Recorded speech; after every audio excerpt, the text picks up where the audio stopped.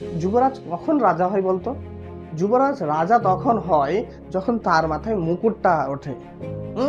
রাজমুকুট যখন তার উপর মাথায় ওঠে তখন সে কিন্তু রাজা হয়, তখন কিন্তু সে সবার কি শাসক হয়ে দাঁড়ায় রাজ্যের।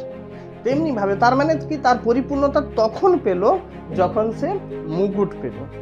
তেমনি ভাবে এখানেও যে অ্যাস্ট্রোলজারের কথা বলা হচ্ছে, এই অ্যাস্ট্রোলজার তো সব কিছু করে নিয়েছে। তার অ্যাপিয়ারেন্স তো আমরা দেখেছি, স্যাক্রেড অ্যাশ দেখেছি, ভার্মিলিয়ন দেখেছি, হুইস্কার দেখেছি, অবশ্যই ডার্ক হুইস্কার দেখেছি, ঠিক আছে, তার অ্যাবনর্মাল গ্লিম অফ হিজ আইজও আমরা দেখেছি, সব কিছু দেখেছি।